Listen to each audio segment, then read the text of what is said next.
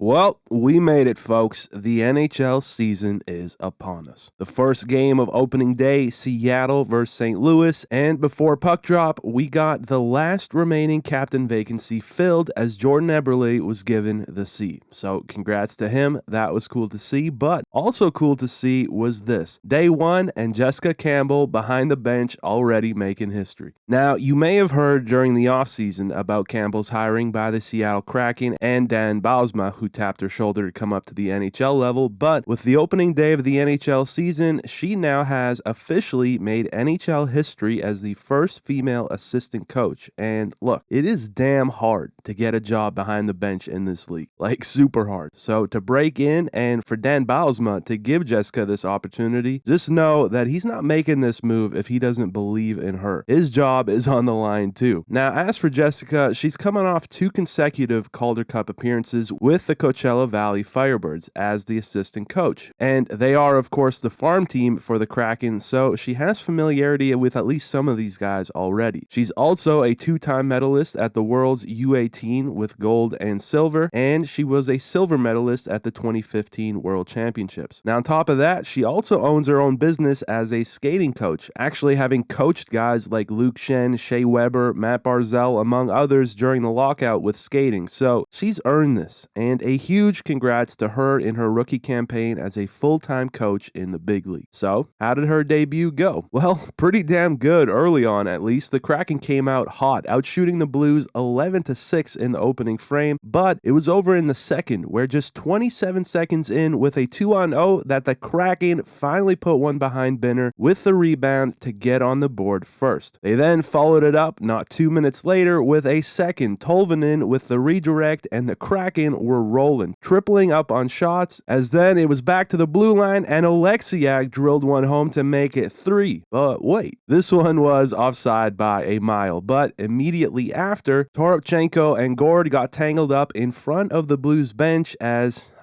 hockey's back, boys. But this was the turning point of the game. Again, it was in front of the Blues bench, and it must have fired them up because they were different. A big stop from BInnington, followed by a penalty from Larson, but not before another scrum, as things got a bit heated again. But after all was said and done, it was indeed St. Louis who would go to the power play, and if the momentum hadn't shifted yet, it did after Kyrou just walked in and got the Blues on the board with the backhand. Catches the Kraken flat-footed, and then not 2 minutes later, it's Broberg from Falk to tie this baby up. Broberg, obviously with his first as a Blue, rough one to let in, but the Blues were far from done, as just 20 seconds later, it's Kyrou all alone, and he picks his spot for his second of the game to make it 3 in a row off a tasty dish from Texier to get it up to Kyrou, and just like that, they would take the lead in what was an explosive middle frame, which then gets us over to the third and final period where the Kraken were just gobbled up by the Blues. They could not get a shot on goal to save their lives, though I did think this was a cool shot. Jessica Campbell trying to draw something up in the offensive end, but unfortunately for her and for the Seattle Kraken, it just wasn't the same game anymore as the Blues,